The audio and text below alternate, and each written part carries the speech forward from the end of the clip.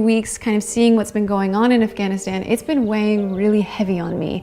And I've been feeling like I want to do something, but I don't really know what.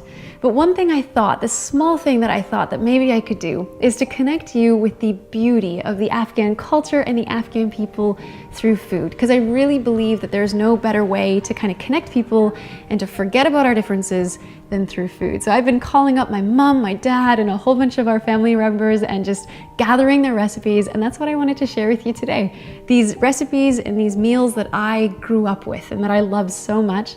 We're also going to be donating all of the revenue from today's video, and I'll also be making my own personal contributions to 3 separate organizations. I'm going to leave their links for you in the description box in case you want to check it out and donate as well. But just by being here, you're already helping with that, so I really appreciate it.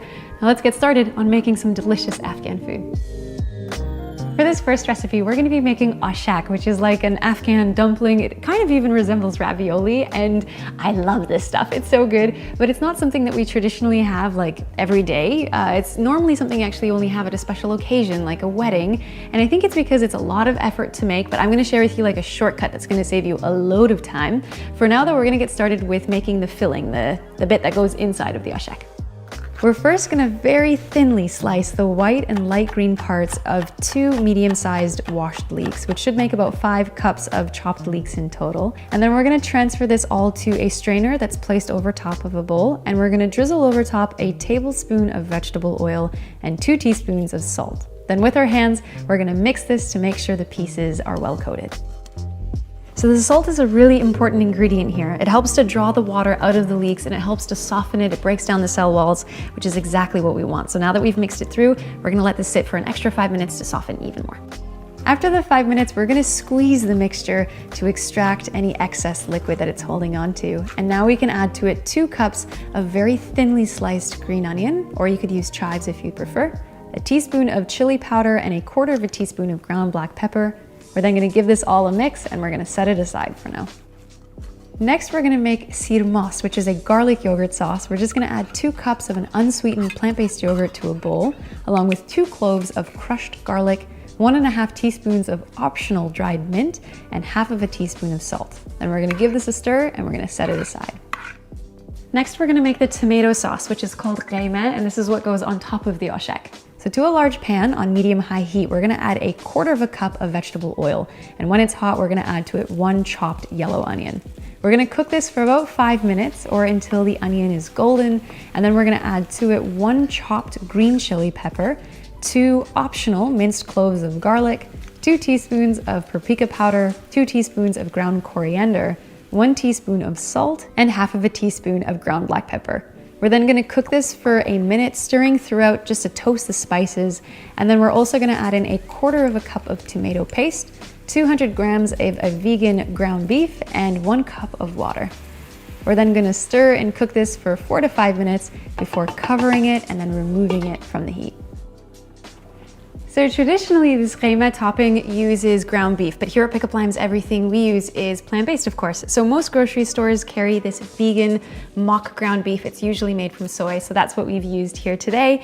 And the other thing that we're gonna be changing up from the usual is that traditionally the dough is homemade, but it is so much work. So what my mom recommended is that we just go to our local Asian supermarket, and in the freezer section, they have wonton wrappers, and these look and taste the exact same as when you make it yourself at home. So that's our hack, and that's what we're gonna be using today. So we're going to take about a tablespoon of the leek filling and we're going to place it in the center of our wrappers. We're then going to use a little bit of water and wet 1/2 of the wrapper, and then we're going to pick it up, fold it in half, and as we firmly pinch the edges to seal it, we want to shuffle our fingers across the Ashak to press out any air bubbles. And once it's well sealed, we're going to transfer it to a plate, and then we're going to continue this process until all of our filling is used up. من برینا میگم که من دوی خودم درست نمیکنم. I'm just going to use wonton wrappers. حتی هم دخترها کاکامه که استادن دوی آشک دوی آمنتین خودم درست نمیکنن، فقط بولونی میکنن. او خیلی کار داره. خیلی کار داره نه؟ خیلی این چیزا وقتی درست میکنن فرشوری نشته کن که 10 تا زن دور هم میشینن اختلاط میکنن، خنده میکنن، به چای همدیگر خفه میکنن. اینا آشک و بلدیتی هم میکنن که به 10 دقیقه بشینن بخورن.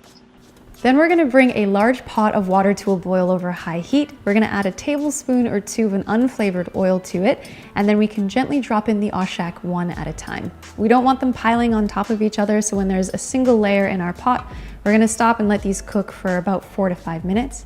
And then we can scoop them out and place them in a lightly greased colander just to ensure any excess liquid continues to drip off while we repeat the process with the remaining ashak. One by one.